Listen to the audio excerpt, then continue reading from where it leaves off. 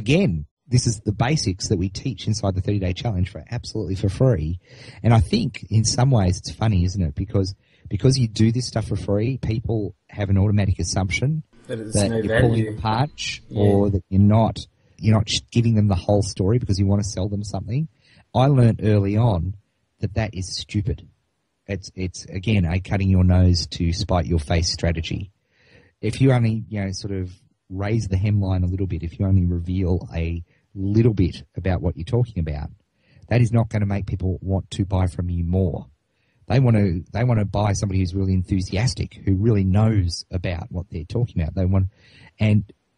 My great mentor, Gary Halbert, just pointed out time and time again, and I didn't believe him at first, but I have seen it time and time again. The more you give away, the more you talk about, even if you lay out the entire strategy in a launch video, people will be more likely to sign up for the actual course and the implementation than they would if you only allude and you sort of tease. People don't have time for teasing in this day and age. We're so bombarded with content from every sort of direction that people don't need teasing. They want good info that's either entertaining, that's educational, somebody who's enthusiastic, or indeed people love a great fight. They love a great battle, and they're interested in seeing that. And that's what they want to see. They don't want to see teasers.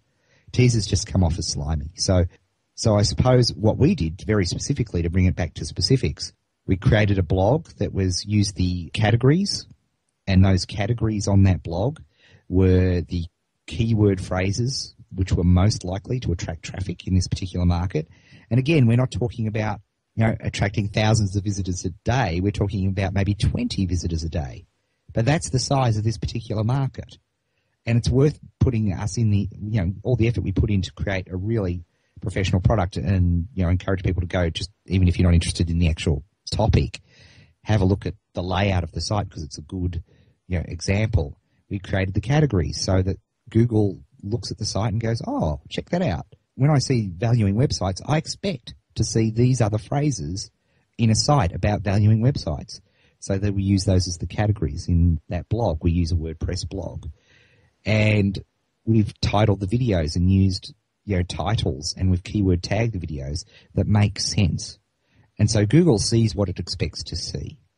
And it's interesting. I can't even tell you whether it's actually got any page rank at the moment, but it would not surprise me that it shoots up quickly to a PR2 or PR3 sort of in the next update because of those on-page factors, as we call them, that help you with your SEO efforts. So you can get all these on-page factors right from the get-go, and it doesn't take you any more time or effort. And this is what I see time and time again, Dave, is that people they're so enthusiastic to get their product up and running that just that little extra time spent doing the keyword research with a view to targeting traffic. Because now, of course, what we're doing with that site is we're sowing the seeds. And we know now it doesn't happen overnight, just as we started off saying.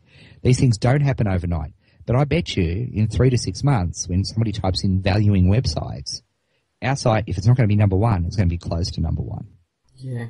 I think you mentioned a few things there. As far as the way that I look at things, and I'm a lover of cliches, that whole idea of you measure twice and cut once. You'll do that market research, you're setting up a WordPress blog, you're making sure that you're feeding the data back using Market Samurai. I know it pulls from a variety of sources, Google being one of them. It's effectively like when Google says, here's the keywords related to this website, then feeding its own information back into it, which obviously is what it believes it should be seen. Yeah. Then you're putting out champagne content. One quick question I did have, if I may. When you're installing the blog, are you talking about putting that as a subdirectory? Like, are you putting it all on the same domain name and having your product sales page at the front and the blog in a subdirectory, or how do you work that? Yeah, currently it's all under a sort of single line, and then we use subdirectories for the blog. So, for example, it'd be, bakingacake.com/blog. Cool. Now, I know people who do it other ways, and they may attack a different keyword phrase. I don't think that is as important as getting the core right of on-page factors, which are because think about it. Google just wants to see what it expects to see when it's a normal thing. It doesn't want to be gamed. Google doesn't want to be gamed.